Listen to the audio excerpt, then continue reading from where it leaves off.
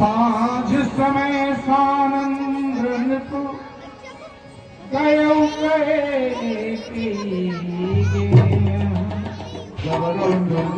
निकट किए जल भवन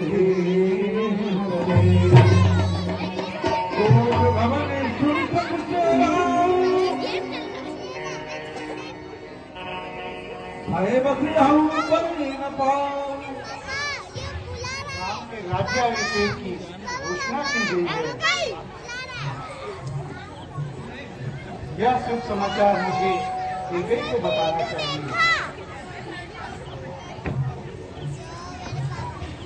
राम तो कैकेयी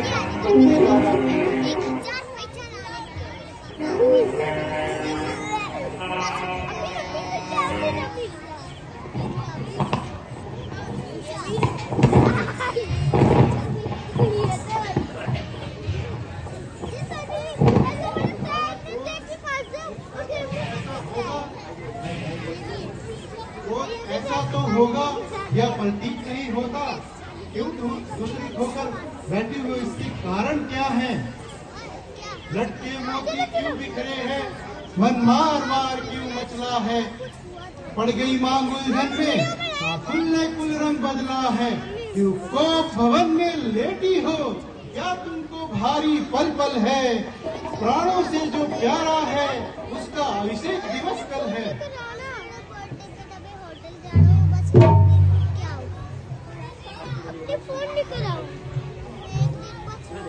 राजन, आपको राम के राज्याभिषेक के लिए बहुत से कार्य करने होंगे, अतः आप जाइए, मुझ दुखिया को और मत बताइए। जब तक तुम अपने दुख का कारण प्रकट नहीं करोगी तब तक अन्य काम नहीं हो सकते।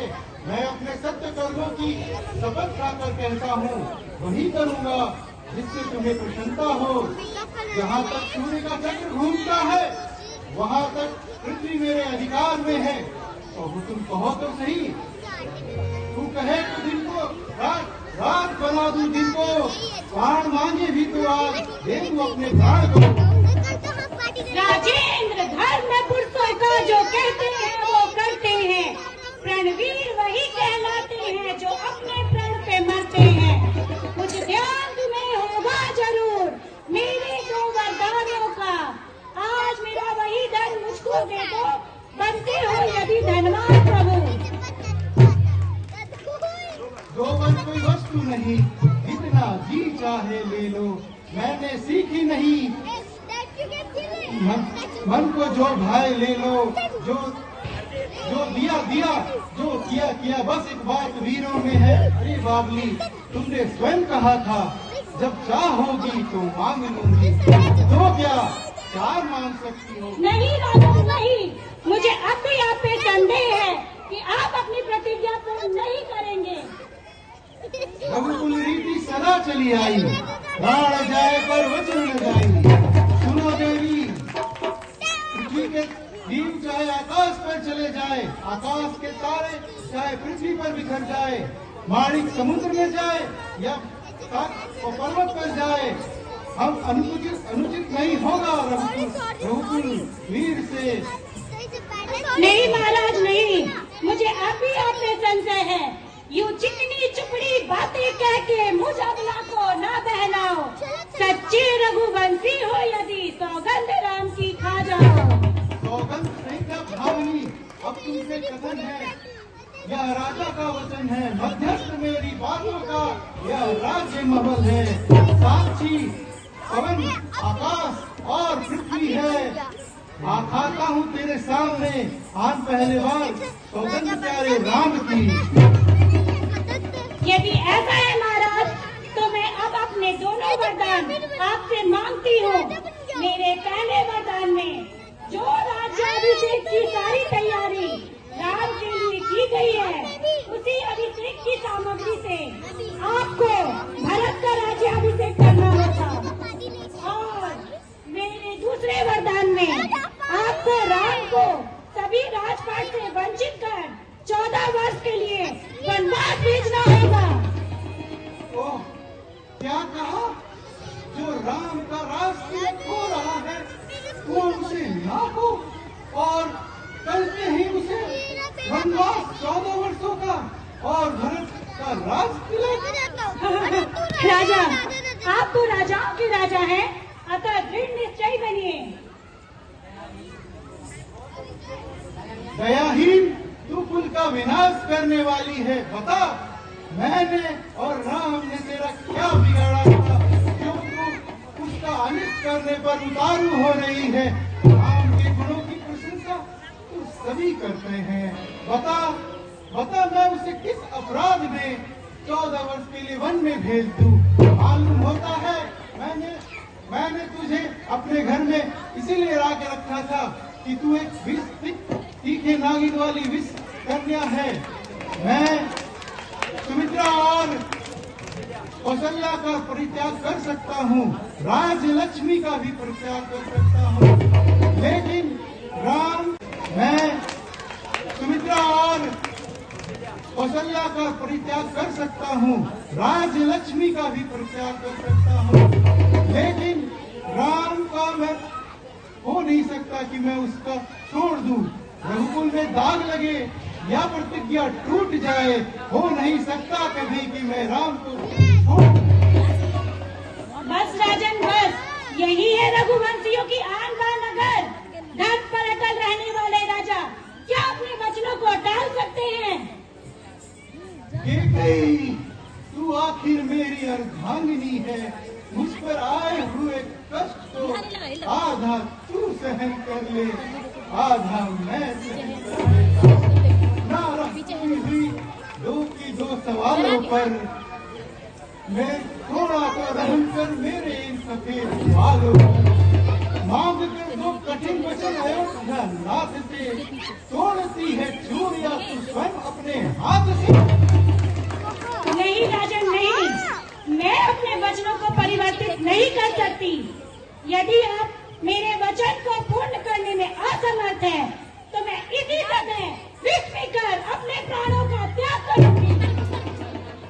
ओ नीच बुद्धि वाली नारी, ऊंचे से हमें गिराती है, जो सत्य हमारा जीवन है उससे हमें डिगाती है। हम सूर्यवंश की चादरों में कालिमा नहीं आने देंगे, सर्वस्व देंगे। सुनती हो, सर्वस्व देंगे, पर वचन नहीं जाने देंगे। गई अग्नि के समीप वैदिक मंत्र पढ़कर जिस घास को हमने थामा था, उस घास को आज मैं छोड़ रहा हूँ और तेरे से उत्पन्न हुए पुत्र का भी त्याग कर रहा हूँ। आप इतने कठोर वचन क्यों बोल रहे हैं? राजन प्रभात होने को आया है, अपने मंत्री गणों को बुलाइए और नगर में अपना बदला हुआ निर्णय का ऐलान कीजिए। मेरी चेतना अब लुप्त होती जा रही है, मैं अपने देश पुत्र को देखना चाहता हूँ।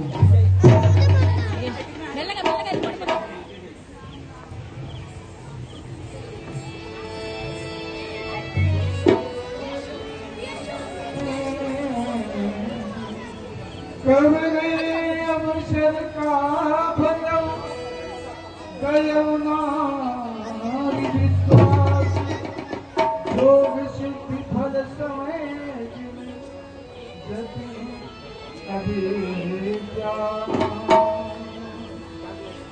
महाराज की जय हो। मैं अपने देश पुत्र को देखना चाहता हूँ, आप जाकर उसे लेकर आओ। महाराज, आपने यहाँ अपनी कैसी दशा बना रखी है? आर्य सुमन जी, महाराज रात भर राम के राज्याभिषेक के हर्ष में जागते रहे हैं, अतएव वो अत्यधिक थक गए हैं। आप जाइए और राम को बुला के लाइए। शीघ्र जाकर राम को लेकर आइए, मैं उसे देखना चाहता हूँ।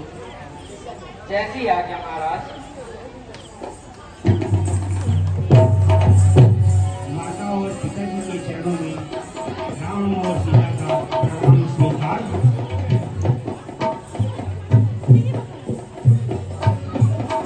महाराज कुछ बोलती क्यों नहीं? क्या बात है? क्या बात है माता श्री?